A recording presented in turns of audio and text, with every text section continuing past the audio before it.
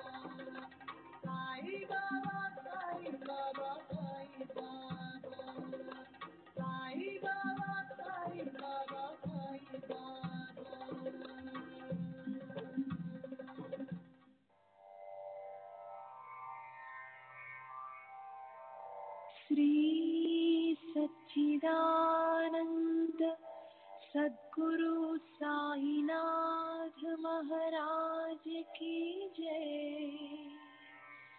सद्गुरु श्री साईनाथुनि शरद बाबू जी की जय।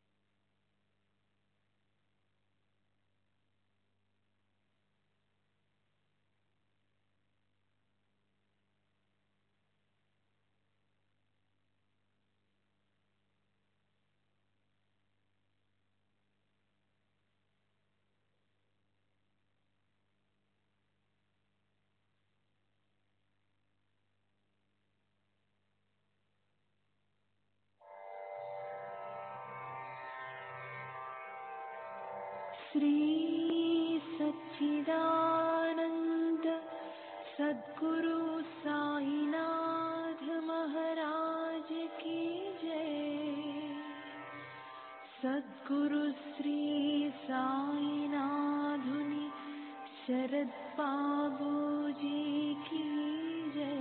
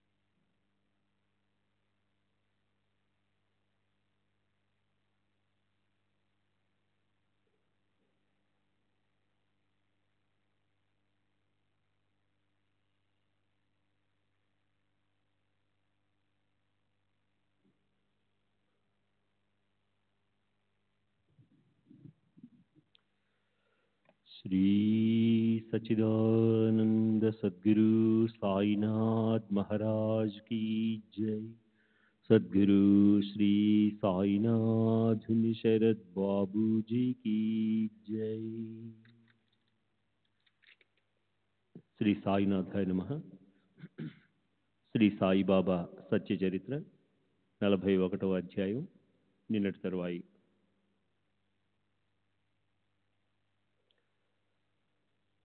ఓ రోజు ముంబైలో ఓ వీధిలో వెళ్తున్నప్పుడు నాకు ముద్దులొలికే అందమైన చిత్రాలను బొమ్మలను అమ్మే ఓ వ్యాపారి కనిపించాడు.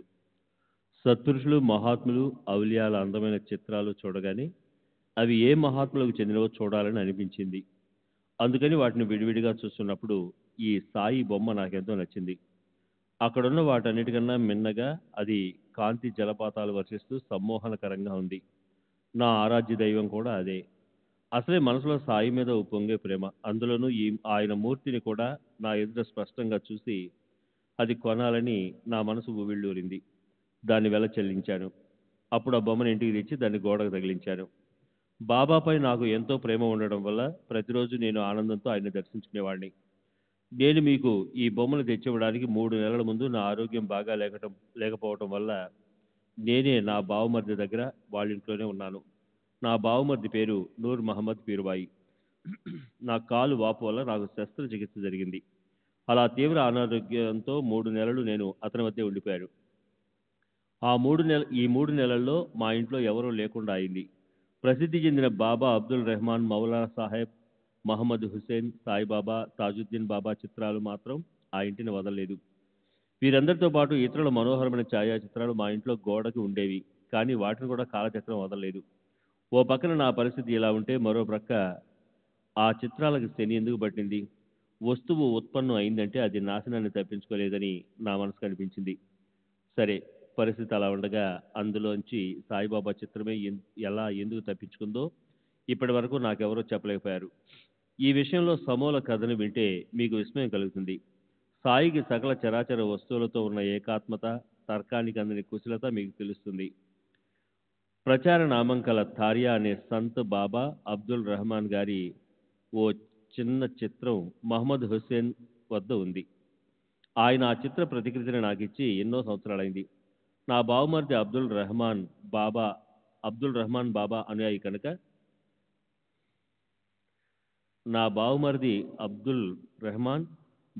అనుయాయి కనుక ఆ ప్రతికృతిని నేను ఆయనకి ఇచ్చాను. అది అతని వద్దే అతని టేబుల్ సొరుగులో అలా 8 సంవత్సరాలు పడి ఉంది. ఒకసారి సహజంగా అది అకస్మాత్తుగా అతని కంటపడినప్పుడు అతను ముంబైలో ఫోటోగ్రాఫర్ దుకాణానికి వెళ్ళి బాబా అబ్దుల్ ఫోటోని నిలువెత్తు అందమైన చిత్రంగా చేయించాడు. దాన్ని అబ్దుల్ బాబాకు సమర్పిస్తే ఆయన సంతోషిస్తారని అతని మనసులో కోరిక చెలరేగింది. ఆ నిలువెత్తు చిత్రానికి మరిన్ని కాపీలు తీయించి వాటిని అతను తన మిత్రులకు పంచాడు. వాటిలో ఒక కాపీ నాకు ఇచ్చాడు. నేను దాన్ని ఇంట్లో గోడకు తగిలించాను. తర్వాత ఒకసారి అబ్దుల్ రెహమాన్ను దర్బార్ నిండుగా ఉన్నప్పుడు నా బావమరిది నూర్ మహమ్మద్ ఆ అందమైన చిత్రాన్ని ఆయనకి పూజ్యభావంతో సమర్పించబోయాడు. ఆ చిత్రాన్ని చూడగానే అతని కోరికను తెలుసుకున్న అబ్దుల్ రెహమాన్ ఎంతో కోపంతో మండిపడి అతన్ని కొట్టడానికి లేచారు. అతన్ని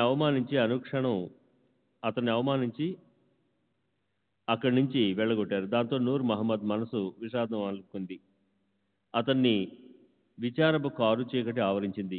తర్వాత ఎంతో దీనంగా, ఉదాసీనంగా, నిరాశ నిండిన మనసుతో డబ్బుకు డబ్బు పోయింది, గురు కృప కూడా గాలికి ఎగిరిపోయింది.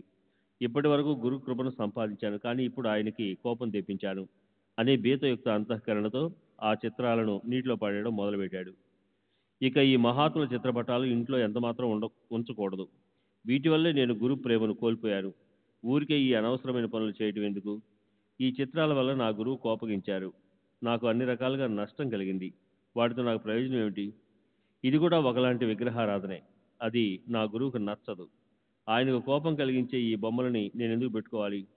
ఈ చిత్రాల కోసం చాలా డబ్బు ఖర్చయింది, కానీ వీటిని ఇప్పుడు నీళ్లలో వదలడం తప్ప మరో మార్గం లేదు. తరువాత మా బావమరిది ఆ చిత్రాన్ని ఎవరడిగినా ఇవ్వకుండా తాను స్వయంగా నీళ్లలో పడేయడానికి రేవుకి వెళ్ళిపోయాడు. అతను అపోలో రేవుకి వెళ్ళి బాడుగకు ఓ నావను తీసుకుని పోగలిగినంత దూరం లోపలికి వెళ్ళిపోయి ఆ చిత్రాన్ని సాగర గర్భంలో ముంచేశాడు. అప్పుడు అతను అంతటితో ఆగక వాంద్రాకి వచ్చి అక్కడ అదే పని మొదలెట్టాడు. మిత్రులకి, ఆప్తులకి అందరికీ విన్నవించి తానిచ్చిన ఫోటోలను తిరిగి తీసుకున్నాడు. వారితో ఇలా అన్నాడు: బాబా అబ్దుల్ కోపగించారు. మీ దగ్గరున్న ఫోటోలు నాకు తిరిగి ఇచ్చేయండి. ఆ ఫోటోలను నీళ్ళలో వేసేయాలి. నా దగ్గర నుంచి కూడా తానిచ్చిన కాపీ తీసుకున్నాడు. నా సోదర సోదరులకు ఇచ్చినవి కూడా హస్తగతం చేసుకున్నాడు. ఆ ప్రకారంగా మొత్తం 6 కాపీలను తీసేసుకున్నాడు. ఆ 6 చిత్రాలను తీసుకొని వాంద్రానగర్ సముద్ర తీరానికి కోపంగా వెళ్ళిపోయాడు. ఓ బెస్తవాడిని పిలిపించి ఆ చిత్రాలన్నింటినీ అతనికిచ్చి సముద్ర జలంలో పారయించాడు.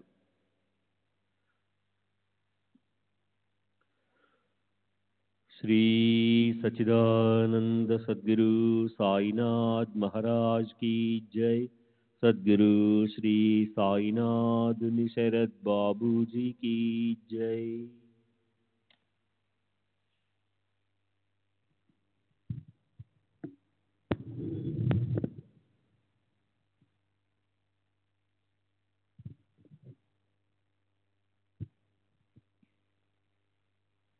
నేను కూడా అప్పుడు అనారోగ్యంతో బాధపడుతూ అతని ఇంట్లో ఉన్నాను. నాకు కూడా అతను అదే ఉపదేశించాడు. ఈ పటాలతో కష్టాలు వస్తాయి. ఇవన్నీ చుట్టి వీటన్నిటినీ నువ్వు సముద్రంలో పడేసినప్పుడే నీ రోగము నిశ్చయంగా తగ్గిపోతుంది. అది విని నేను కూడా నా గుమస్తాను పిలిపించి అతని చేతికి నా ఇంటి తాళం చెవి ఇచ్చి మహాత్ముల చిత్రపటాలన్నిటినీ తెప్పించి నా బావమరిదికి ఆ పనిని అప్పగించాను. అతను తన తోటమాలిని పిలిపించి వాటిని అతనితో వెంటనే చీంబాయి దేవాలయం దగ్గరున్న సముద్ర జలంలో పడేయించాడు. తర్వాత 2 నెలలు గడిచి నా ఆరోగ్యం కుదురుపడిన తర్వాత నేను మా ఇంటికి తిరిగి వెళ్ళినప్పుడు నాకెంతో ఆశ్చర్యం కలిగింది. నా కళ్ళను నేను నమ్మలేకపోయాను. మీకు నేనిచ్చిన చిత్రం మునుపట్లాగానే తలుపుకు ఎదురుగా గోడకి అలాగే వేలాడుతుండటం చూసి నా మనసుకెంతో విస్మయం అనిపించింది. ఆ రోజు నా గుమస్తా చిత్రాలన్నీ తెచ్చాడు. మరి ఈ చిత్రపటం ఇక్కడ ఎలా ఉండిపోయింది? త్వరగా నేను దాన్ని తీసి అలమార్లో దాచిపెట్టాను. ఇది నా బావమరిది దృష్టిలో పడితే అతను దీన్ని వెంటనే నీళ్ళల్లో ముంచటానికి తీసుకుపోతాడన్న భయం కలిగింది నా మనసుకి. కానీ ఈ చిత్రపటాన్ని నేను మా ఇంట్లో పెట్టలేను. ఎందుకంటే దాన్ని ఒకవేళ నా బావమరిది చూస్తే అతను స్వయంగా తీసుకెళ్ళి నీళ్ళపాలు చేస్తాడు. అలా అని దాన్ని ఎవరో భక్తులు కాని వారికి నిస్సందేహంగా ఇవ్వలేను. అది నాకు సమంజసంగా అనిపించలేదు. అలా బాగా ఆలోచించకుండా దానికెవరికైనా ఇచ్చేస్తే దానికి చక్కగా పూజోపచారాలు జరగకపోతే మనసుకి నిరంతరము అస్వస్థత కలుగుతుంది అన్న చింత మనసుని తొలుస్తూ ఎంతో కాలము అలా ఉండిపోయింది. దానికి సురక్షితంగా ఉండే యోగ్యమైన ప్రదేశం చూడాలి. తమ ఇంట్లో దాన్ని చక్కగా పెట్టుకునే వారికి దాన్ని అప్పగించాలి అని మనసుకి విచారం పట్టుకున్నప్పుడు సాయిబాబానే మనసుకి చక్కని ఆలోచన స్మరింపజేశారు. ఇప్పుడు మౌలానా దర్బారుకి పోయి ఈ సంగతి ఇస్ముకు చెప్పాలని నేను తొందరగా ఫీర్ మౌలానా దర్బారుకి వెళ్ళాను. ముజావరు ఇస్ముకి ఈ వృత్తాంతాన్ని ఏకాంతంలో ఎంతో ఆదరంతో చెప్పాను. మేమిద్దరము మీ దగ్గర మాత్రమే ఇది సురక్షితంగా ఉంటుందని నిర్ణయించుకున్నాము. ఆ రోజునే మేమిద్దరము మనసులో నిశ్చయించుకొని ఈ సాయి సముద్రాల చిత్రపటాన్ని మీ దగ్గరే ఉంచాలని, స్వయంగా మీకే అర్పించాలని, అప్పుడే అది సురక్షితమైన చోట్లో ఉంటుంది అని చేసుకున్న ఆ నిశ్చయాన్ని అనుసరించి ఆ మూర్తిని మేము మీకు ఆదరపూర్వకంగా ఇచ్చాము. ఆ రోజు మీరు భోజనం చేయబోతున్నారని నేను అలాగే తిరిగి వచ్చేశాను. ఈ సుదీర్ఘమైన కథను వినటానికి అప్పుడు మీకు సమయం లేదు. తర్వాత సావకాశంగా దాన్ని మీకు చెప్దామన్న ఆలోచన మనసులో పెట్టుకొనే నేను తిరిగి వచ్చేశాను. ఇవాళ రేపు అనుకుంటూ 9 ఏళ్ళు గడిచిపోయాక మనం ఈరోజు ఒకరినొకరం కలుసుకోగలిగాము. అందువల్ల ఈ కథంతా గుర్తొచ్చింది. మీరు కూడా మీ వింత కలను చెప్పారు. ఈ అపూర్వ కథతో దీనికి సంబంధం కలిసింది. నిజంగా బాబా లీల అద్భుతం కదూ. సాయి తమ ప్రేమిక భక్తులతో ప్రేమపూర్వకంగా ఎలా వ్యవహరిస్తారన్న దానికి సంబంధించిన మరో కథను ప్రశాంత చిత్తంతో వినండి. పారమార్థికంపై నిజమైన ప్రేమ ఉండేవారి మీద బాబాకి ఎంతో ప్రేమ. వారి ఇబ్బందులను తొలగించి ఆయన వారికి స్వానందాన్ని ప్రాప్తింపచేసేవారు. దీన్ని గురించి బాలాసాహెబ్ దేవు సంబంధించిన ఒక మధురమైన అనుభవం ఉంది. బాబా అతను పట్టిన ఒక శపథాన్ని పూర్ణం చేసి అతని మనసులోని వాంఛిత్వాన్ని నెరవేర్చారు. అతనిలోని భక్తిని తీవ్రతరం చేశారు. పగటిపూట ఉదర నిర్వహణ చేసుకోవటానికి ఉద్యోగం చేయటం తప్ప మరో గత్యంతరం లేదు. కానీ కనీసం రాత్రిపూటైనా పారమార్థిక సాధన చేద్దామంటే అందులో అవాంతరాలు ఎందుకు రావాలి? జ్ఞానేశ్వరిని ప్రతిరోజు చదవాలని అతనికి ఎన్ని రోజుల నుంచో మహా కోరిక. కానీ ఏదో ఒక అవాంతరం వచ్చి అతని చేత ఆ పని కాలేదు.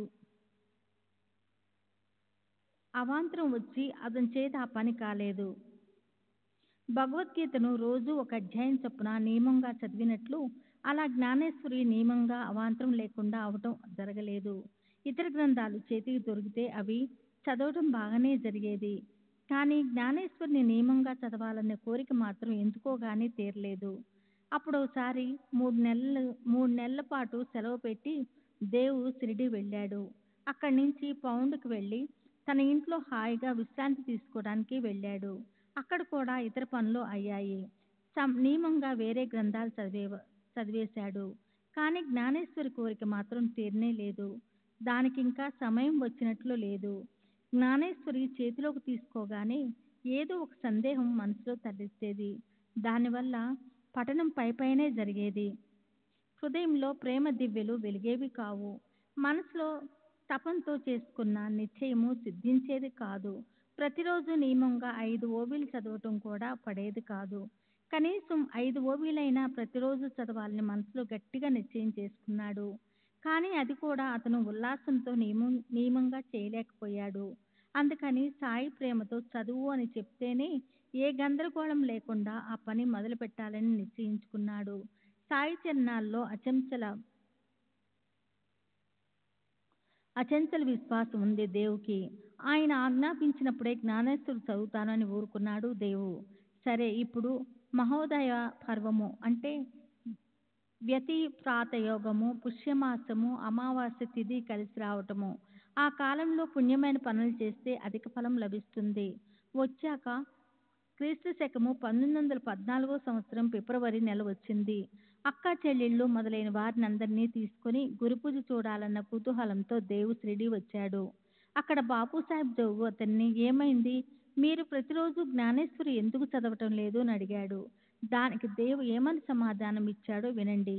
జ్ఞానేశ్వరి చదవాలని నాకు ఎంతో కోరిక ఉంది, కానీ అది కుదరటం లేదు. బాబా చదవమని చెప్పినప్పుడే నేనది చదువుతాను. దానికి జోగు ఒక ఉపాయం చెప్పాడు. జ్ఞానేశ్వరి గ్రంథాన్ని తెచ్చి సాయిబాబా చేతికిచ్చి దాన్ని ఆయన మీకు తిరిగి ఇచ్చినప్పుడే మీరు చదవండి. అందుకు దేవు, నాకు ఏ ఉపాయమూ అవసరం లేదు. బాబాకి నా మనసు తెలుసు. అలాంటప్పుడు ఆయన నా మనసులోని కోరికను ఎందుకు తీర్చరు? చదవమని స్పష్టంగా ఎందుకు చెప్పరు అన్నాడు. తర్వాత సాయి సమర్థుల దర్శనం చేసుకుంటున్నప్పుడు దేవు ఆయనకి ₹1 సమర్పించాడు. దానికి బాబా ఇలా అన్నారు, ఒకటే ఇచ్చావేంటి, 20 ఇవ్వు అని. అదేవిధంగా దేవు ₹20 తెచ్చిచ్చాడు. తర్వాత ఆ రాత్రి దేవుని బాలకారామాన్ని కలిసినప్పుడు దేవు అతను సాయి కృపని ఎలా పొందాడు మొదలైన పాత విషయాలు అడిగాడు. అందుకు బాలకారాము, రేపు హారతైపోయాక అదంతా నేనిక చెప్తాను అని మాటిచ్చాడు. దేవు సరే అన్నాడు. మన్నాడు దేవు దర్శనానికి మసీద్కు వెళ్ళినప్పుడు బాబా అతన్ని ₹20 అడిగారు. దేవు ఆయనకి వాటిని మనస్ఫూర్తిగా సమర్పించాడు. అక్కడ భక్తుల రద్దీని చూసి దేవు ఒక ప్రక్కగా కూర్చుండిపోయాడు. అప్పుడు బాబా వాడి రద్దీలో ఎక్కడికి పోయి కూర్చున్నాడ్రా అని అడిగారు. అప్పుడు దేవు, బాబా నేనిక్కడే ఉన్నాను కదా అని సమాధానం ఇచ్చారు. అప్పుడు బాబా, నువ్వు నాకు ₹7 ఎందుకు ఇచ్చావు అని అన్నారు. దేవు, 20 ఇచ్చాను కదా అన్నాడు. బాబా, డబ్బు ఎవరిది అని అన్నారు. అందుకు మీవే బాబా అన్నాడు. తర్వాత బాబా, మరి నువ్వు నాకు దూరంగా పారిపోయావు ఎందుకురా, ఇక్కడకు ఇలా దగ్గరకు రా, హాయిగా నా దగ్గర కూర్చో అన్నారు. ఆ ఆజ్ఞానానుసరించి దేవు మనస్ఫూర్తిగా అక్కడికి వెళ్ళి ఆయనకు దగ్గరగా కూర్చున్నాడు. తర్వాత నిత్యం నియమానుసారము హారతి జరిగింది. భక్తులు తమ ఇళ్లకు తిరిగి వెళ్ళిపోయారు. బాలకారామును కలిశాక దేవు అతన్ని తన పాత ప్రశ్నను అడగటం మళ్ళీ మొదలుపెట్టాడు. అతని జీవితంలో జరిగిన పాత సంఘటనల గురించి అడిగాడు. మాన్కరు అతనికి మొదటి నుంచి చెప్పుకొచ్చాడు. అప్పుడు దేవు అతనితో, బాబా నిన్ను సాధన వైపు ఎలా లాక్కొచ్చారు, బ్రహ్మచింతన ఎలా చేయాలో అర్థమయ్యేలా చెప్పారా, నా కుతూహలాన్ని తీర్చావా అని అడిగాడు.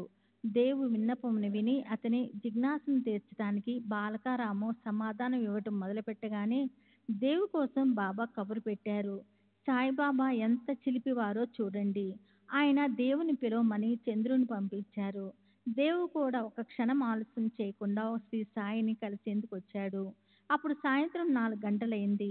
మసీద్ చుట్టూ ఉన్న ప్రాంగణం గోడ మీద 2 చేతులు పెట్టుకొని నిలబడి ఉన్న శ్రీ సాయి దేవుకి ముందు కనిపించారు. ఆయన దగ్గరికి వెళ్ళి దేవుని నమస్కరించాడు. బాబా అతన్ని, అక్కడ ఎవరితోనో ఏదో మాట్లాడుతున్నట్లున్నావు, ఏమిటి అని అడిగారు. దేవు సమాధానం ఇచ్చాడు. కాకాసాబ్ దీక్షిత్ మేడ మీద బాలకారాంతో మీ కీర్తిని వింటున్నాను అన్నాడు. అప్పుడు బాబా దేవుని ₹25 దెమ్మని ఆజ్ఞాపించారు. దేవు వెంటనే వాటిని తెచ్చిచ్చాడు. ఎంత తెచ్చావు అని బాబా అడిగారు. దేవు 25 తెచ్చానన్నాడు. ఇట్రా, ఇక్కడ కూర్చో అన్నారు బాబా. అప్పుడు బాబాతో పాటు దేవు మసీదులోకి వెళ్ళాడు. బాబా స్తంభం దగ్గర కూర్చున్నారు. మసీదులో అప్పుడు వేరే ఎవరు లేరు. బాబా, నాకు తెలియకుండా నువ్వు నా చింకి గుడ్డలు అంటే చినిగిన పాత బట్టల పొడుగ్గా వెడల్పు తక్కువగా ఉన్న ముక్కలు దొంగతనం చేశావు. నా చింకి గుడ్డలు గురించి నీకు తెలియదు అని ఒట్టేసి చెప్పాడు దేవు. దానికి బాబా, ఇక్కడెక్కడో ఉంటాయి వెతుకు అన్నారు. ఇక్కడ చింకి గుడ్డలు ఎక్కడున్నాయి అన్నాడు దేవు. అలాగే బాబా లేచి ఇలా అన్నారు, వెతుకు, దొంగ బుద్ధి చాలా చెడ్డది. ఎవరో కుర్రోళ్ళు తీసుకెళ్ళి ఉంటారు. చూడు చూడు, అవి ఇక్కడే ఉండాలి. అది విని దేవు ఇంకా వెతికాడు. అయినా అతనికి అవి కనిపించలేదు. శ్రీ సచిదానంద సద్గురు సాయినాథ్ మహారాజ్ కి జై. సద్గురు శ్రీ సాయినాథుని శరత్ బాబూజీకి జై. అప్పుడు మొహం చిట్లించి అటు ఇటు చూసి దేవు వైపు కోపంగా చూస్తూ సాయి అతనిపై మండిపడి ఇలా అన్నారు, నువ్వే దొంగవి. నువ్వు తప్ప ఇప్పుడు ఇక్కడికి చింకుబట్టలు కొట్టేయడానికి ఎవరొస్తారు? నువ్వే దొంగవనుకుంటున్నా. ఇక్కడకు నువ్వు దొంగతనానికే వచ్చావా? నల్ల జుట్టు నెరిసిపోయినా కానీ నీ బుద్ధి కొంచెం కూడా మారలేదు. నిన్ను నేను గొడ్డలితో నరుకుతా. నిన్ను నరికి చంపేస్తాను. నా చేతి నుంచి ఎలా తప్పించుకుంటావో చూస్తాను. నువ్వెక్కడికి పోతే అక్కడికొచ్చి నిన్ను నేను చంపేస్తాను. ఇంటి నుంచి షిరిడీకి వచ్చింది ఇక్కడ దొంగతనం చేయడానికా? ఇదిగో తీసుకో నీ డబ్బు, నా చింకి బట్టలు తెచ్చివ్వు. సాయిబాబా క్రోధంతో కందిపోయారు. అమ్మలక్కల బూతులు తిట్టారు. తిట్లు, శాపనార్థాలు పెట్టారు. కోపంతో మండిపడ్డారు. ఈ ప్రకారంగా సాయిబాబా కోపించడం చూసి దేవు ఆసక్తిగా ఆయన వైపు చూస్తూ దిగ్భ్రాంతితో మౌనంగా నిలబడిపోయాడు. బాబా దగ్గర దేవు ఒక్కడే ఉన్నాడు. అతనికి ఇలా అనిపించింది, ఇప్పుడు నా మీద మరణమే విరుచుకుపడుతుంది.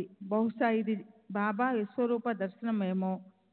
ఈ ఆలోచన రాగానే అతని మనసుకి హాయిగా ఆనందంగా అనిపించింది. బాబా ఇప్పుడు చేతిలోనికి సటకా తీసుకుని కోపంతో నన్ను కొడతారా? ఒంటరిగా నేను ఈయన చేతికి చిక్కాను. సరే, ఆయనకి ఇష్టం వచ్చినట్లు చేసుకొని. కానీ దేవుకి చింకు బట్టల్లోని రహస్యం ఏమిటో అర్థం కాలేదు. వెళ్ళు, ఇక్కడి నుంచి వెళ్ళిపో అని బాబా అనగానే అతను మసీదు మెట్ల పక్కకు తప్పుకున్నాడు. చింకి బట్టలు అన్న దానిలోని నిగూఢమైన భావాన్ని దేవు తెలుసుకోలేకపోయినట్లే నేను కూడా దాన్ని తెలుసుకోగల సమర్థుని కాదు. సాయి కృప కలిగితే నేను దాన్ని శ్రోతలకు నివేదిస్తాను. తర్వాత ఓ 12 నిమిషాలయ్యాక దేవు బాబా దగ్గరికి వచ్చాడు. తిట్లు, శాపనార్థాలు నడుస్తూనే ఉన్నాయి. బాబా ఇలా అన్నారు, పైకి ఎందుకు వస్తున్నావు? వెళ్ళు, వాడాకి వెళ్ళిపో.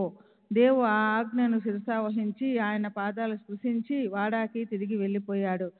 జరిగిన వృత్తాంతాన్నంతా యథాతథంగా జోగుకి, బాలకరాంకి సవిస్తారంగా వర్ణించి చెప్పాడు. తర్వాత సుమారు ఓ అరగంటకి తిట్లు, శాపనార్థాల స్థాయి పెరిగిపోయింది. తర్వాత 4-5 గంటలకి బాబాయే భక్తుల్ని పిలవసాగారు. దేవు కూడా అప్పుడు అక్కడికి వచ్చాడు. ఇతరులందరితో పాటు వెళ్ళి కూర్చున్నాడు. సాయిబాబా ముసలాడి మనసు నొచ్చుకున్నట్లుంది. బాబా నన్ను ఎంతగానో శాపనార్థాలు పెట్టారు. అసలు చింకి బట్టల విలువెంత అని అతను అనుకుంటాడేమో కానీ చింకి బట్టలు దొంగతనం చేశాడు కనుక అంతకంటే నాకు వేరే దారి లేకపోయింది. అందుకే తిట్టకుండా ఉండలేకపోయాను. సరే, అల్లాయే అన్నీ చూస్తాడు, అతన్ని బాగు చేస్తాడు. తర్వాత క్షయ స్వభావం గల సాయిదేవుతో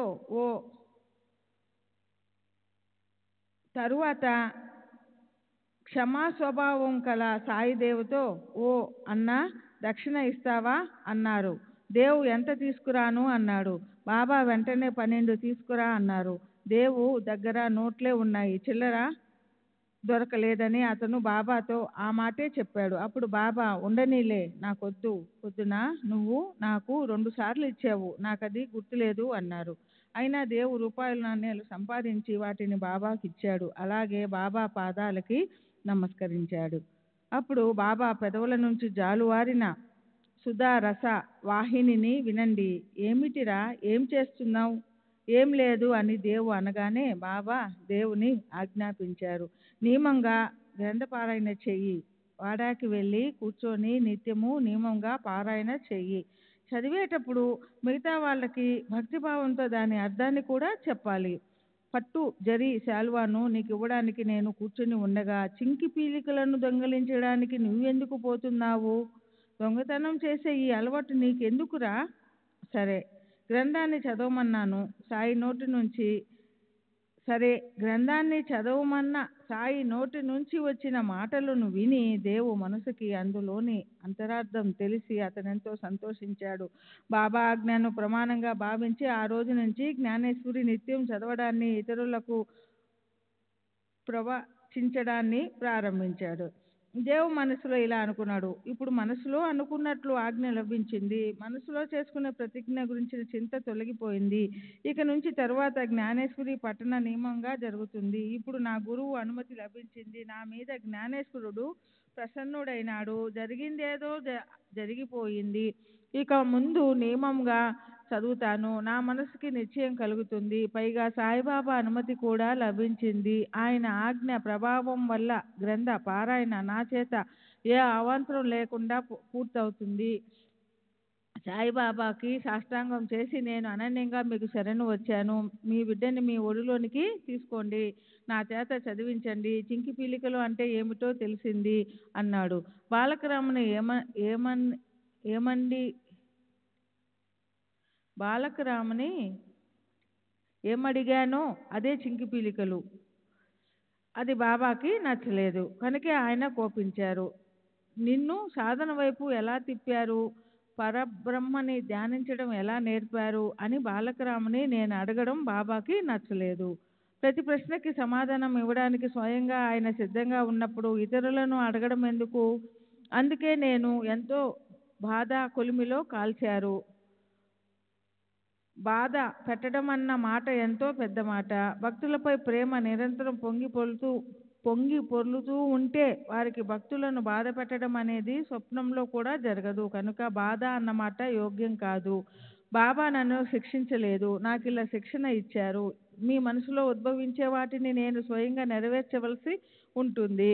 ఇతరుల నుంచి దోచుకున్నది మీకు పనికిరాదు. సాయిబాబా బాహ్యానికి కోపించినట్లు కనిపించినప్పటికీ లోపల ఆయన సదా ఆనందంగానే ఉంటారు. బాహ్యానికి ఆయన క్రోధంతో ఉన్నట్లు అగుపించిన ఆయన మనసులో సదా సంతుష్టులై ఉంటారు. బాహ్యానికి క్రోధాన్ని లౌకికంగా పద్ధతిలో ఆవిష్కరిస్తూ లోపల పరమానందంతో గొప్పగా ఉండే ఆ సాయి లీలల వైభవాన్ని వర్ణించడం ఎంతో అదృష్టం. తమ హితాన్ని సాధించుకోవాలని మనసులో తీవ్ర ఇచ్చ ఉన్న వారి దృష్టి తమ హితాన్ని సాధించడంలో తత్పరమై ఉండడం వల్ల తిట్లంటే వారి పాలిటి పూలవర్షమే. చెవులకి కఠినమైన బాబా పలికిన శబ్దాలను విని దేవు మనసు చలించలేదు. అతని మనసులో ప్రేమ అనే వరదలు ఉప్పొంగడం వల్ల అతనికి ఆయన శబ్దాలు పూలతో కొట్టినట్లు అనిపించింది. ఆవు పొదుగు పాలతో నిండి ఉన్నప్పటికీ దానిలోని పాలు అదృష్టవంతులకే దొరుకుతాయి. పొదుగు వద్దే గోమార్లు అంటే చిన్న కీటకం ఉంటాయి, కానీ వాటి అదృష్టంలో ఉండేది రక్తమే. కప్ప కమలం కిందే ఉంటుంది, కానీ పైనుంచి కమలంలోని మధువును భ్రమరం దోచుకుంటుంది. దురదృష్టవంతమైన కప్పకి బురదే లభిస్తుంది. భ్రమరం అదృష్టానికి అంతుండదు. సాయిబాబా అంటారు, మీరు అదృష్టవంతులు. మనం ఒకరినొకరం కలిశాం. మీకు కావలసినవన్నీ అడిగి మీ సందేహాలకు సమాధానాలు పొందండి. దేవు ఇలా అనుకున్నాడు. నా పారాయణ విషయంలో నేను మొండిగా ఉండి బాబా దాన్ని చదువు అనే అంతవరకు నేను జ్ఞానేశ్వరిని తెరవనే లేదు. కానీ దాన్ని బాబా అనాయాసంగా నెరవేర్చారు. తల్లి బిడ్డ ముద్దుని ఎలా తీరుస్తుందో, తన బిడ్డ కోరికని ఎలా నెరవేరుస్తుందో ఈ మధుర అనుభవానికి భక్తి జోడించబడిన కథ ఇది. దేవు ఇలా అన్నాడు. బాబా చదువు అని ఊరుకోలేదు. సంవత్సరం గడవక ముందే ఆయన స్వప్నంలో నాకు దర్శనమిచ్చి నన్ను కుశల ప్రశ్నలు అడిగారు. అది వినండి. క్రీస్తు శకం 1914 ఏప్రిల్ నెల 2వ తారీఖు ఆ రోజు గురువారం తెల్లవారు వారే సమయంలో నాకు స్వప్నం అనే అనుగ్రహం కలిగింది. సమర్థ సాయి స్వప్నంలో వచ్చి మేడ మీద నా దగ్గర కూర్చొని నన్ను ఇలా అడిగారు, పారాయణ బాగా అర్థమవుతుందా? నేను లేదని చెప్పాను. తర్వాత మళ్ళీ అలాగే ప్రశ్నించారు. మరి అదెప్పుడు అర్థమవుతుంది? నా కనుల కొనల్లో నీళ్ళొచ్చాయి. నేనేమని సమాధానం ఇచ్చానో వినండి. నా కృప కలగకపోతే మీ కృప కలగకపోతే పారాయణ చదవడం అనేది అనవసర శ్రమ. అర్థం చేసుకోవడం అంతకన్నా కష్టం. బాబా, నేను నిజం చెప్తున్నాను. దానికి బాబా, గ్రంథం చదివేటప్పుడు నువ్వు చాలా తొందరపడుతున్నావు. నేను చూస్తూ ఉండగా నా దగ్గర కూర్చొని చదువు అన్నారు. నేను ఏం చదవమంటారు అన్నాను. అప్పుడు బాబా 9వ అధ్యాయం చదవమని ఆజ్ఞాపించారు. దేవ్ పారాయణ గ్రంథం తెరవడానికి వెళ్ళాడు. అంతలోనే అతనికి మెలకువ వచ్చింది. మేల్కొన్న తర్వాత తన స్వప్నంలోని అవస్థ గుర్తొచ్చి దేవు మనసుకి ఏమనిపించిందో శ్రోతలే ఊహించుకోవాలి. సంవత్సరం అంతా ఎదురు చూసి బాల అంటే బాబా బిడ్డ శ్రీదేవు స్వయంగా బాబా బిడ్డ అని అనుకునేవాడు. అదీగాక లోకంలో అతను బాలా సాహెబ్ అన్న ముద్దు పేరుతో ప్రసిద్ధి చెందాడు. తాము ఇచ్చిన ఆజ్ఞను పాటిస్తున్నాడా, ఇచ్చిన బోధను నిత్యం అనుసరిస్తున్నాడా, ఏదో ఒక వంకతో దాని నుంచి తప్పిపోవడం లేదు కదా అన్న విషయం నిరంతరం ఎవరు కనిపెట్టి చూస్తారు? పారాయణం చదివే వారికి ఎక్కడ సామర్థ్యం ఉండాలి, ఎక్కడ విశేషంగా శ్రద్ధ పెట్టాలి అనేవి ప్రత్యక్షంగా సాయి జనని తప్ప నిశ్చయంగా ఎవరూ చెప్తారు? ఇలాంటి సాయి సమర్థుల లీలలు, ఇలాంటి స్వానంద సంబరం భక్తులు అనేక సార్లు అనుభవించడాన్ని నేను ప్రత్యక్షంగా నా కళ్ళతో చూశాను. శ్రోతలారా, ఇప్పుడు మనం మన గురు చరణ కమలాలలో లీనమవుదాం. తర్వాత సమయానుసారం రాబోయే అధ్యాయం యొక్క విశేషాన్ని విందాం. శ్రీ సమర్థుల చరణాలు గుర్తు పెట్టుకొని నేను హేమాడు పంతుని సద్భావంతో అక్కడ సాష్టాంగ పడతాను. ఆయనకి భావపూర్వకంగా శరణు వెళ్తాను.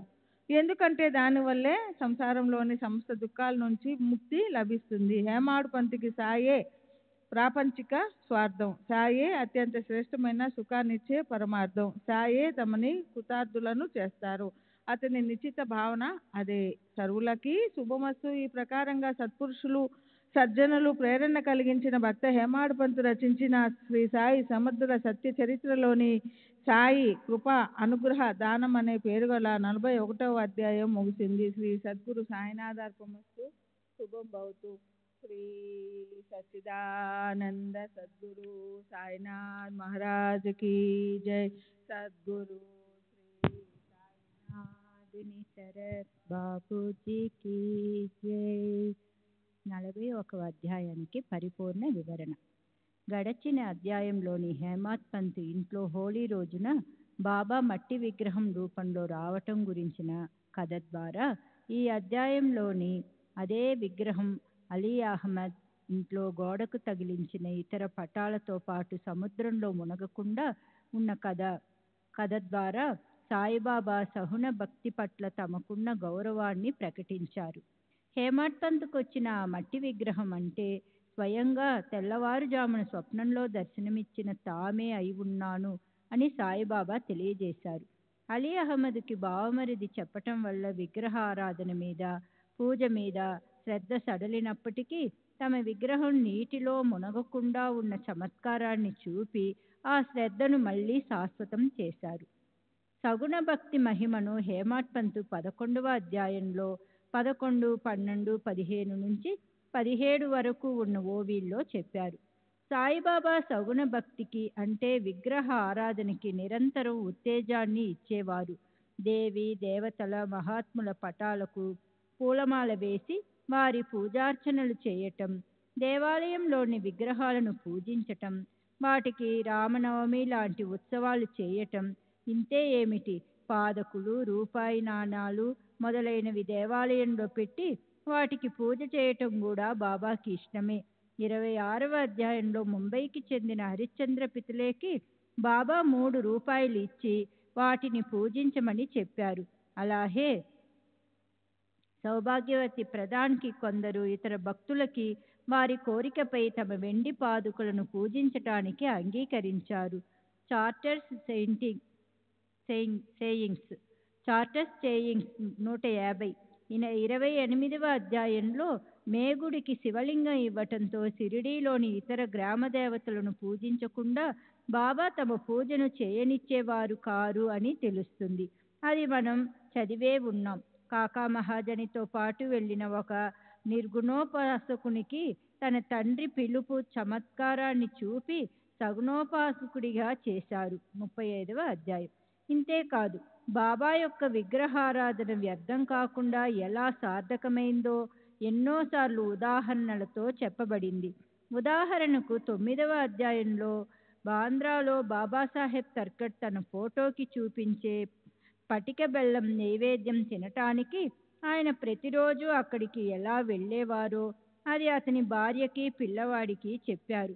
అలాగే 33వ అధ్యాయంలో బాలాబువా సుతార్ ఉరఫ్ అర్వాచీన తుకారాం క్రీస్తు శకం 1917వ సంవత్సరంలో షిరిడీకి వెళ్ళినప్పుడు బాలాబువా 4 సంవత్సరాలకు ముందే తన ఫోటోకి నమస్కరించాడని, తనకి అతనికి పూర్వ పరిచయం ఉందని చెప్పారు. తరువాత బాలాసాహెబ్ దేవ్ జ్ఞానేశ్వరిని చదివిన కథలోంచి మనకి 2 విషయాలు తెలుస్తాయి. మొదటిది బాబా క్రోధానికి కారణము మర్మము. రెండవది బాబాకి పరమార్థం అంటే ఇష్టపడే భక్తుల పట్ల ఉన్న విశేషమైన కారుణ్యం. గ్రంథాన్ని భక్తులు ఎలా పారాయణ చేయాలి అన్నదానికి శిక్షణ. బాబా ఒక్కసారిగా కోపించేవారు. ఆయన కోపిస్తే ఆయన దగ్గరకు వెళ్ళటానికి ఎవరికీ ధైర్యం ఉండేది కాదు. కానీ ఆయన ఆ కోపం పైకి మాత్రమే ఉండేది, లోపలంతా దయామృత రసజరియే. 11వ అధ్యాయంలో వరుసగా 73 నుంచి 75, 76 ఓవిల్లో దీని గురించి హేమాడ్ చక్కని వర్ణన చేశాడు. ఆయన కోపంలో ఏదో కారణం ఉండేది. 11వ అధ్యాయంలో కళ్యాణ్కి చెందిన హాజీ మీద బాబా కోపించారు. అది అతనికి ఉన్న మక్కా మదీనాకెళ్ళిన అహంకారాన్ని పోగొట్టడం కోసం, అతని నిష్టను పరీక్షించటానికే. అప్పుడు అతన్ని ఆదర సత్కార పూర్వకంగా తమ దగ్గర ఉంచుకున్నారు. 23వ అధ్యాయంలో మాధవరావు దేశపాండే చిటికెన వేలుని పాము కాటేసినప్పుడు అతను మసీదికి పరిగెత్తి వచ్చాడు. అప్పుడు బాబా, ఒరేయ్ బ్రహ్మడా, పైకి ఎక్కద్దు, వెళ్ళిపో, క్రిందికి దిగు అని అరిచారు. కానీ ఆ అరుపులో పాము విషాన్ని దింపివేయగల మంత్ర సామర్థ్యం ఉంది. తరువాత అతన్ని నిద్రపోనీయవద్దని పదే పదే చెప్పి పంపటంలో అతని జీవితం గురించిన చింత ఉంది. బాబాకున్న అలాంటి క్రోధం గురించి ఎన్నైనా ఉదాహరణలు ఇవ్వవచ్చు. బాబా దేవు మీద చింకి పీలికలు దొంగలించాడని ఆరోపణ చేసి బ్రుకుటిని ముడిచి ప్రదర్శించిన కోపం అతని శ్రేయస్సు కోసమే. దాని ద్వారా అతనికి సాధనకు, బ్రహ్మచింతనకు సంబంధించిన బోధను స్వయంగా ఇవ్వాలి అనుకున్నారు. జ్ఞానేశ్వరి గురించిన ప్రతిజ్ఞను నెరవేర్చి దాన్ని ఎలా చదవాలో అతనికి నేర్పారు. బాబా దేవుకి పారాయణ చేసేటప్పుడు హడావిడి పడకు, మెల్లమెల్లగా అర్థం చేసుకుంటూ చదవాలి. చదివేటప్పుడు ఇతరులకు అర్థ నిరూపణను చేయాలి అని కారుణ్యంతో చెప్పారు. దానికి శ్రీ సాయి సచ్చరిత్ర ఎలా చదవాలన్న దాని గురించిన బాబా ఆలోచన మనకు తెలుస్తుంది. దీనికన్నా ముందు 18వ అధ్యాయంలో గురుచరిత్ర పారాయణ చదివే సాటేకి కీర్తిశేషులు రావు బహదూర్ హరివినాయక సాటే కాదు, పారాయణను పురాణంలాగా నిరూపణ చేస్తూ చదవటాన్నే స్వప్నంలో దర్శనమిచ్చి బాబా చెప్పారు. దీనిపై శ్రీ సాయి సచ్చరిత్ర లేదా ఏ గ్రంథ పారాయణ అయినా చేసేటప్పుడు దాన్ని మెల్లమెల్లగా అర్థాన్ని తెలుసుకుని చదవాలి అన్న విషయం మనం గుర్తు పెట్టుకోవలసి ఉంది. 42వ అధ్యాయం. శ్రీ సాయినాథుని నిర్యాణం. శ్రీ సాయినాథులు ఈ జగత్తును వదిలి వెళ్ళిపోవటం. శ్రీ గణేశునికి నమస్కారం, శ్రీ సరస్వతీదేవికి నమస్కారం, శ్రీ గురు మహారాజుకి నమస్కారం, శ్రీ కులదేవతకి నమస్కారం, శ్రీ సీతా శ్రీరామచంద్రులకి నమస్కారం, శ్రీ సద్గురు సాయినాథునికి నమస్కారం. ఔదార్యంతో అన్నింటినీ ప్రసాదించే సద్గురు కౌపీనం ధరించి మహాప్రసిద్ధమైన గోదావరి నదీ తీరంలో విహారించే మీరు మూర్తిభవించిన పరబ్రహ్మే. అలాంటి శ్రేష్ఠ సత్పురుష, మీకు నా నమస్కారం. సంసార సరితను దాటించగల మార్గం చూపించేవారు, నిరుపేదలకు, దుఃఖితులకు తమ చరణాల్లో చోటిచ్చేవారు.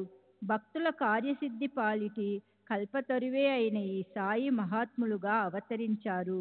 గడిచిన అధ్యాయంలో చిత్రపటాన్ని నీటిలో ముంచటాన్ని ఆపి సాయి దాన్ని ఎలా రక్షించారో ఆ మధుర కథలోని విశిష్టత, కుశలత చెప్పాను.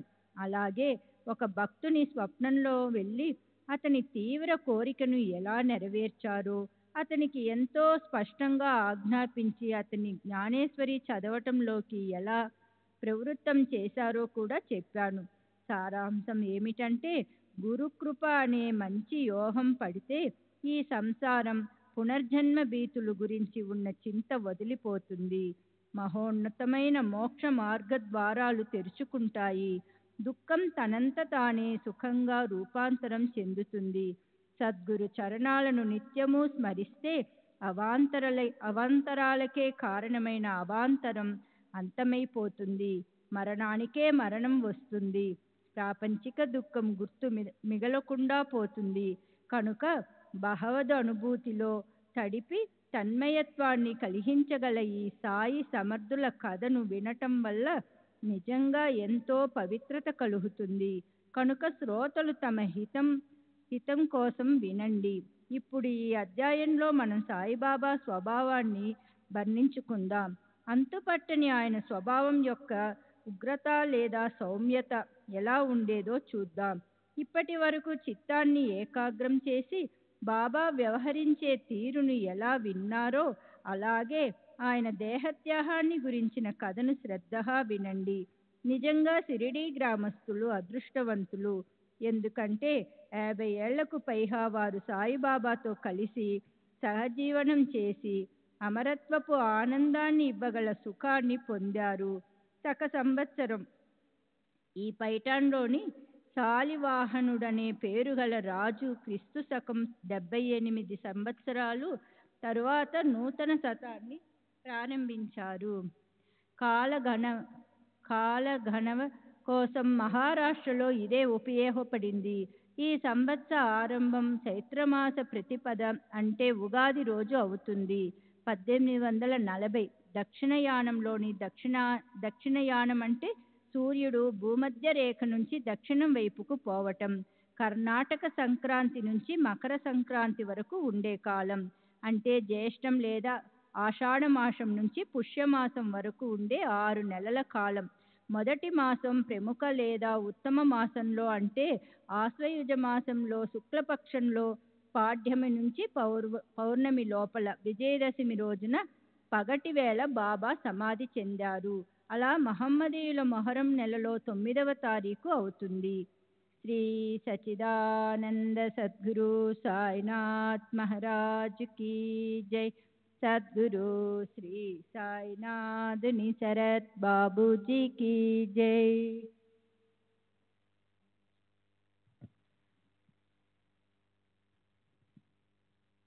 ఆ రోజు కత్తల్ రాత్రి. మహమ్మద్ పైగంబర్ కూతురు ఫాతిమా, రెండవ కుమారుడు హజరత్ హుసేన్ వాళ్ళ ఇంట్లో ఉన్న అనేక మంది యువకులకు ఖలీఫా యజీదా సైన్యంతో చంపటానికి ముందు రాత్రి. మహమ్మదీయులు మొహరం నెలని పవిత్రమైనదిగా, శ్రేష్టమైనదిగా భావిస్తారు. 10 రోజుల పాటు తాజియా లేదా తాబూత్ చేయించి దాన్ని ఊరేగిస్తారు. హజరత్ హుసేను ధర్మం కోసం, రాజ్య స్వాతంత్రం గురించి మరణించినందుకు శోకిస్తారు. ఆ రోజు మూడో జాము సుమారు 2:30 గంటలకు సాయినాథులు ఈ జగత్తుని వదిలేయటానికి సిద్ధమయ్యారు. బుద్ధ జయంతి రోజే సాయిబాబా పుణ్యతిథి. దేవాదికుల జయంతిని ఎలా ఉత్సవంగా చేస్తారో అలాగే మహాత్ముల పుణ్యతిథిని ఉత్సవంగా జరుపుతారు. 12:30 గంటలు అయ్యింది. దశమి అయిపోయి ఏకాదశి ప్రవేశించింది. అంటే బాబా నిర్యాణకాలం ఏకాదశే అయ్యింది. తిథి ప్రారంభాన్ని సూర్యోదయం నుంచి పాటిస్తారు. ఆ రోజు సూర్యోదయానికి దసరా పండుగ దశమి తిథి అవుతుంది. కనుకే సాయిబాబా నిర్యాణం విజయదశమికి అయినట్లు భావిస్తారు. ఉత్సవం ఆ రోజునే చేస్తారు. మంగళవారం కత్తల్ రాత్రి అవడం వల్ల అదెంతో ప్రసిద్ధమైన రోజు. కనుక మహాత్ములు సాయి అదే రోజున తమ ఆత్మజ్యోతిని బ్రహ్మజ్యోతిలో కలిపారు. బెంగాలు అది ప్రసిద్ధి చెందిన దుర్గా పూజకి సమాప్తి రోజు. ఉత్తర హిందుస్థానంలో కూడా అది అందరికీ ఆనందదాయకమైన రోజు. శక సంవత్సరం 1838లో విజయదశమి రోజు సాయంత్రం బాబా ఆ తరువాత జరగబోయే దాన్ని సూచించారు. అదెలాంటి అపూర్వ లీలో నేను చెప్తాను. ఇది వింటే శ్రోతలకు విస్మయం కలుగుతుంది. ఎవరికీ అర్థం కాని సాయి ఆలోచనలోని కుశలత అందరికీ తెలుస్తుంది. క్రీస్తు శకం 1916 దసరా పండుగ రోజున సీమోల్లంఘన సమయంలో సాయంకాలం అందరూ తిరిగి వచ్చేశాక అంతకు ముందెన్నడూ జరగని అద్భుత లీల జరిగింది. ఆకాశంలో ఉరిమే మేఘంలా కళ్ళు మిరుమిట్లు కొలుపుతూ హఠాత్తుగా మెరిసి మెరుపులా బాబా సాక్షాత్తు జగదాగ్ని రూపాన్ని ధరించారు. ఉన్నట్లుండి తలకున్న రుమాలును తీసేసి కఫ్ని విప్పేసి కౌపీనాన్ని కూడా లాగి పారేసి బాబా వాటిని ధునిలో విసిరేశారు. అగ్ని జ్వాలలు పెరిగిపోయాయి. అసలే ధునిలో అగ్ని బాగా ప్రజ్వలిస్తూ ఉంటుంది. అందులోనూ ఈ వస్త్రాలు ఆహుతిగా పడేసరికి జ్వాలలు ఉవ్వెత్తున పైకెగిశాయి. భక్తులు గజగజ వణికిపోయారు. ఇదంతా అనుకోకుండా జరిగిపోయింది. శ్రీ సచ్చిదానంద సద్గురు సాయినాథ్ మహారాజ్ కీ జై. సద్గురు శ్రీ సాయినాథ్. బాబా మనసులో ఏముందో ఎవరికీ తెలియలేదు. కానీ సీమోల్లంఘన సమయంలో ఆయన మనోవృత్తి మాత్రం ఎంతో భయానకంగా అయింది. అగ్ని తన మహోగ్ర తేజస్సుని విరజిమ్మింది. కానీ బాబా దానికన్నా కూడా గొప్ప తేజోవంతులుగా కనిపించారు. జనుల కళ్ళు మిరుమిట్లు గొలిపాయి. వారు తమ ముఖాలను ప్రక్కకి తిప్పుకొన్నారు. మహాత్ముడు స్వహస్తాలతో ఇచ్చిన ఆహుతులను తీసుకుని అగ్ని నారాయణుడు ప్రసన్నుడైనాడు.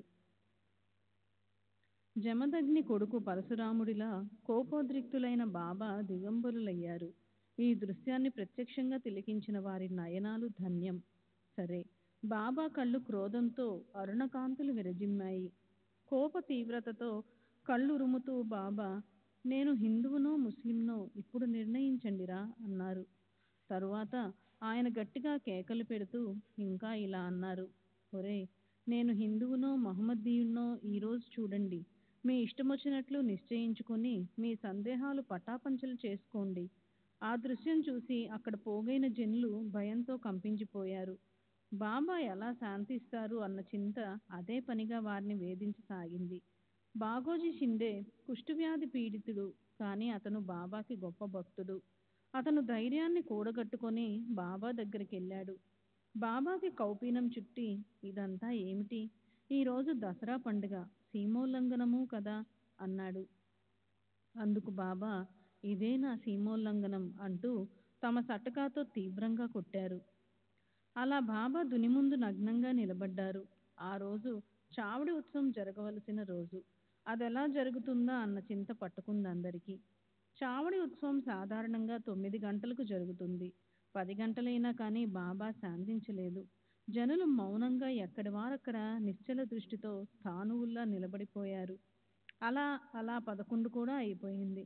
బాబా కొద్దిగా శాంతించారు. కోరా రంగు కౌపీనం చుట్టుకొని కఫిని మొదలైన దుస్తులు ధరించారు. చావిడిలో జేగంట మ్రోగింది. మొదట అలా కూర్చుండిపోయిన భక్తులు అనుమతి తీసుకొని పల్లకిని అలంకరించి దాని ప్రాంగణంలోకి తీసుకొచ్చారు. వెండి దండం, పతాకాలు, ఛత్ర చామరాలు మొదలైన రాజోపచారాలతో రారాజుల శోభతో గొప్ప అట్టహాసంగా ఊరేగింపు బయలుదేరింది. బాబా ఊరేగింపు ఎప్పటిలాగే రోజు విడిచి రోజు బయటికి అంటే చావడిలో వెళ్లేందుకు బయలుదేరింది.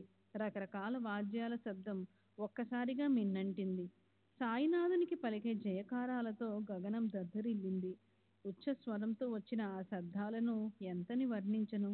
ఎక్కడ చూసినా ఆనంద కోలాహలం వరదలై ఉప్పొంగింది.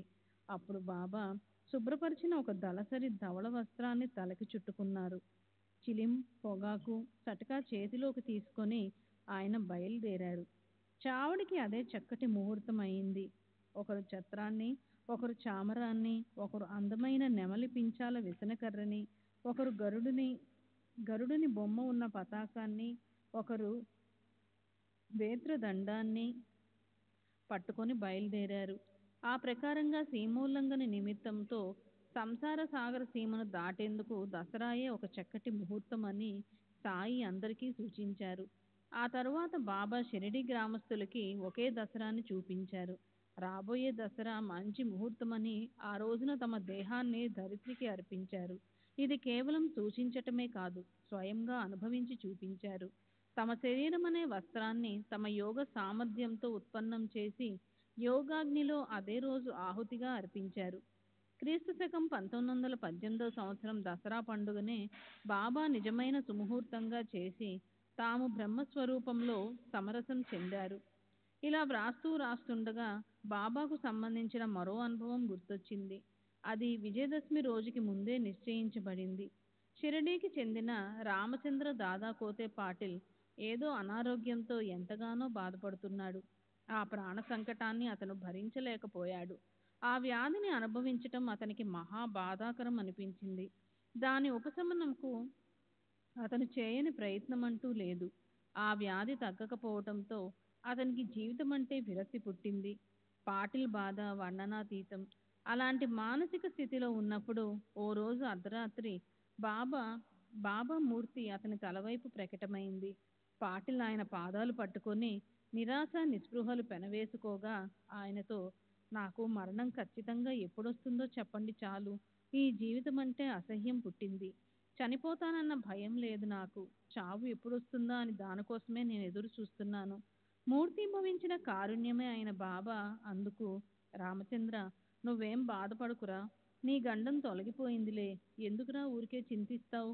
నీకెలాంటి భయమూ లేదు, నీ మరణం తప్పిపోయింది. కానీ నాకు తాత్యా పాటిల్ విషయంలోనే ఏ ఆశ కనిపించటం లేదు. శక సంవత్సరం 1840 ఆశ్వయుజ మాసం దక్షిణాయనం శుక్లపక్షం విజయదశమి రోజు తాత్యా మోక్ష పదవిని పొందుతాడు. అయితే ఈ సంగతి వాడికి చెప్పొద్దు. వాడు మనసులో భయం కూర్చుంటాడు. రాత్రింబవళ్ళు ఈ చింతతో కృశించిపోతాడు. చావుని ఎవరు ఇష్టపడరు అన్నారు. శ్రీ సచ్చిదానంద సద్గురు సాయినాథ్ మహారాజ్ కే జై. సద్గురు శ్రీ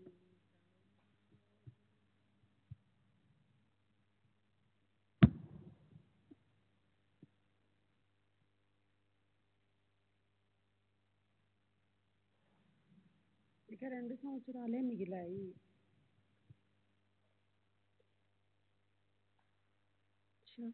తాత్యాకి మరణ సమయం దగ్గర పడింది. రామచంద్రుడికి బెంగ పట్టుకుంది. బాబా మాటకి తిరుగులేదు. అతను తాత్యా పాటిల్కి చెప్పకుండా దీన్ని రహస్యంగా ఉంచాడు. కానీ బాలాషింపే చెవిని మాత్రం వేశాడు. ఈ విషయం ఎవరికీ చెప్పొద్దు. అతన్ని బ్రతిమాలు కొన్నాడు. వాళ్ళిద్దరికీ కూడా తాత్యా గురించి చింత పట్టుకుంది. ఇటుపక్క రామచంద్ర పాటిల్ నిజంగానే తేరుకున్నాడు. ఆ రోజు నుండి అతను తేలిగ్గా అటు ఇటు తిరగటం మొదలుపెట్టాడు. రోజులు లెక్కిస్తుండగా కాలం తెలియకుండానే గడిచిపోయింది. బాబా మాటలు ఎంత యోగ్యంగా, ఎంత ఆశ్చర్యకరంగా ఉన్నాయో చూడండి.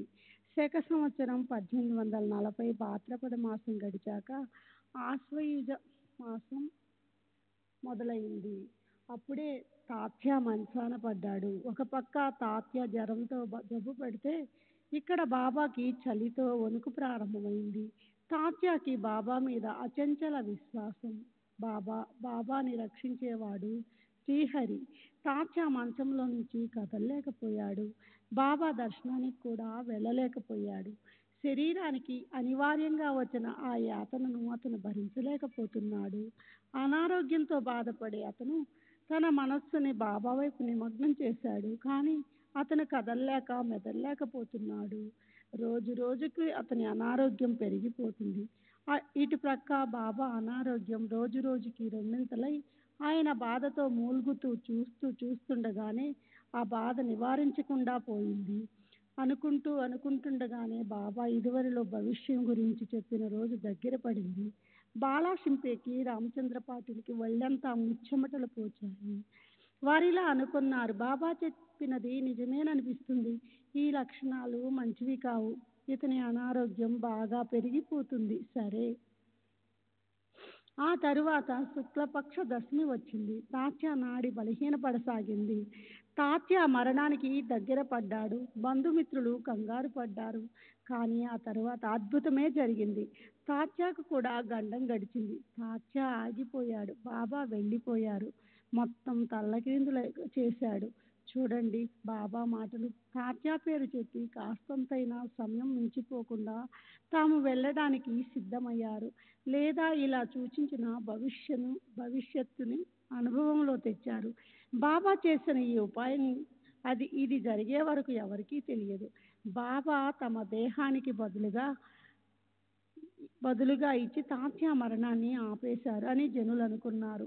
ఆయన లీలలు ఆయనకే తెలియాలి. దేహ పాతానంతరం రాత్రి గడిచి అరుణోదయ సమయంలో సూర్యోదయానికి 1:30 గంటల ముందు గణుదాస్కి పండరీపురంలో స్వప్నానుభవం కలిగింది. మసీదు కుప్పకూలిపోయింది. షిరిడీలోని వ్యాపారులంతా నన్ను బాధ పెట్టారు. ఇప్పుడు నేను అక్కడి నుంచి వెళ్ళిపోతున్నాను. అంత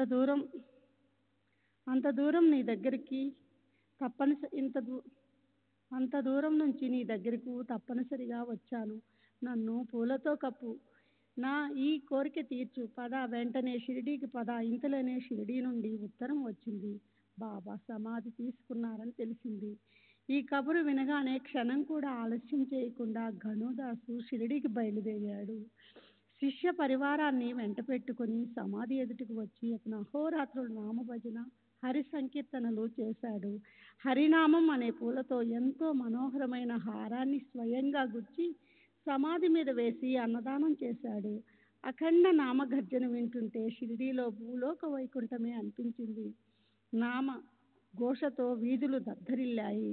గణుదాసు నామాన్ని గొప్పగా చేశాడు. దసరా అంటే బాబా ఎందుకింత ప్రేమ? అయితే 3:30 ముహూర్తాలు, దసరా, దీపావళి తర్వాత వచ్చే పాడ్యమి, చైత్ర మాసంలో వచ్చే ఉగాది, ఈ 3 గొప్ప ముహూర్తాలు. వైశాఖ మాసము అక్షయ తదియలోనే సగం గొప్పది. వీటిలో దసరా నాటి ముహూర్తం ఎక్కడికి పోవాలన్నా విశేష శుభప్రదమని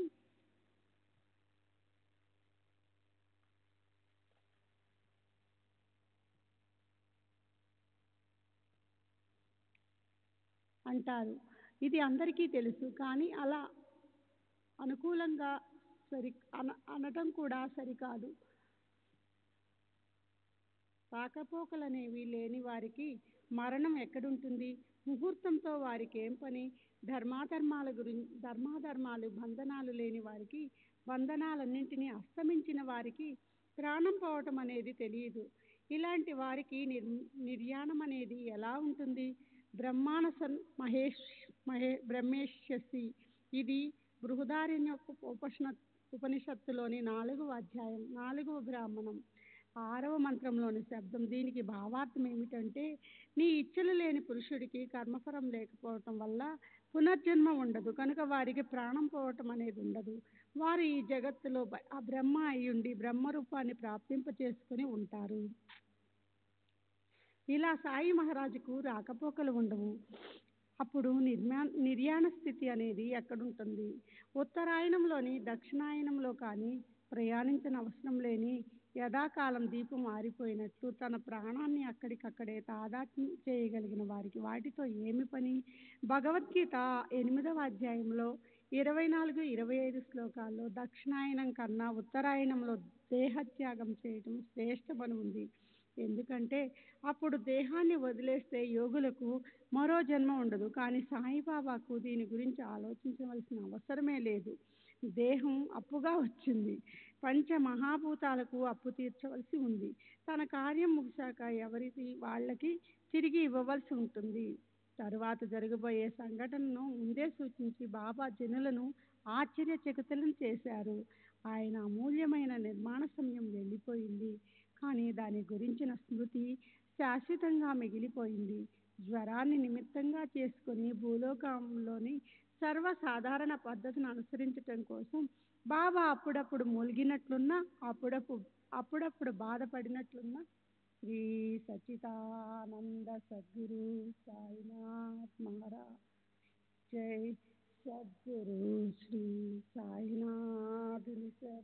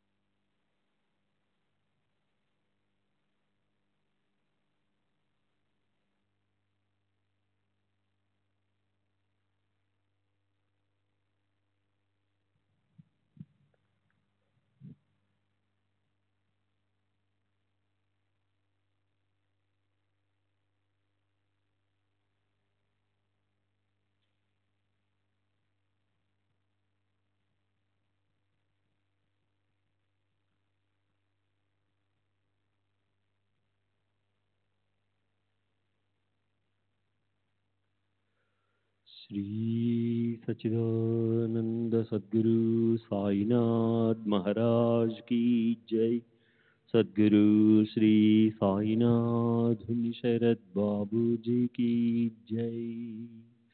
साई रहम नजर करना, बच्चों का पालन करना। साई रहम नजर करना, बच्चों का पालन करना। जाना तुमने जगत पसार, सब ही झूठ जमाना। जाना तुमने जगत पसार, सब ही झूठ जमाना। साई रहम नजर करना, बच्चों का पालन करना। साई रहम नजर करना, बच्चों का पालन करना। मैं अंधा हूँ बंदा आपका, मुझसे पद दिखलाना। मैं अंधा हूँ बंदा आपका, मुझसे पद दिखलाना। साई रहम नजर करना, बच्चों का पालन करना। साई रहम नजर करना, बच्चों का पालन करना। दास गणों कहे अब क्या बोलूं, थक गई मेरी रसना। दास गणों कहे अब क्या बोलूं, थक गई मेरी रसना। साई रहम नजर करना, बच्चों का पालन करना।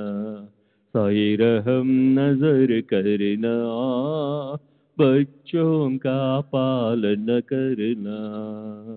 रहमो नजर करो अब मोरे साई, तुम बिना नहीं मुझे माँ बाप भाई। रहमो नजर करो मैं अंधा हूँ बंदा तुम्हारा। मैं अंधा हूँ बंदा तुम्हारा। मैं ना जानू मैं ना जानू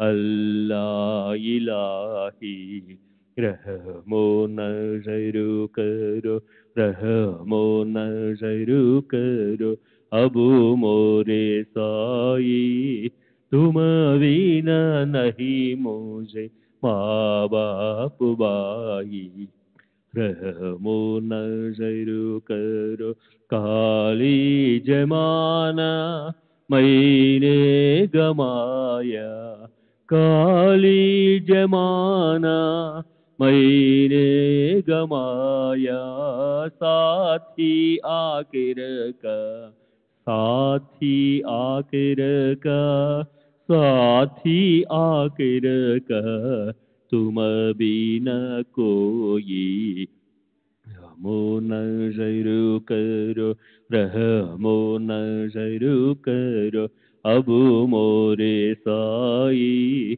तुम बिना नहीं मुझे माँ बाप भाई रहमो नजरू करो अपने मस्जिद का झाड़ू गड़ो है अपने मस्जिद का झाड़ू गड़ो है मालिक हमारे मालिक हमारे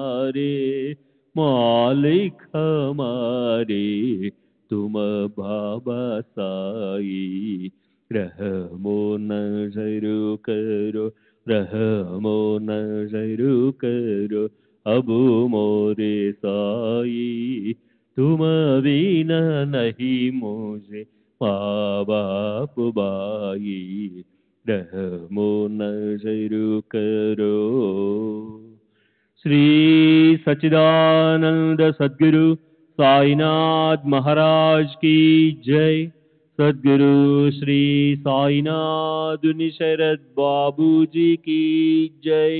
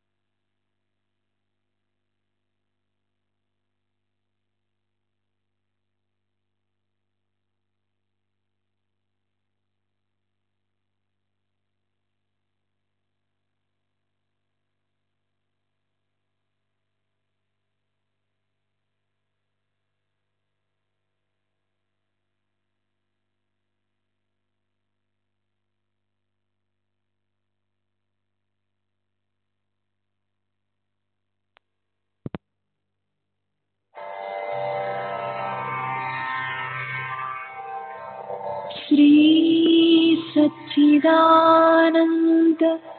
सद्गुरु साईनाथ महाराज की।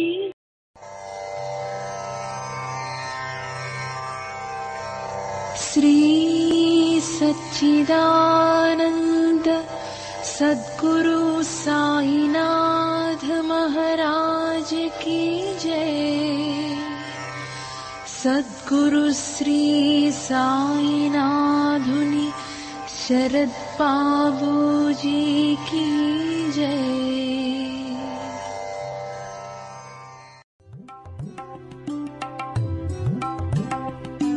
साई बाबा साई बाबा साई बाबा साई बाबा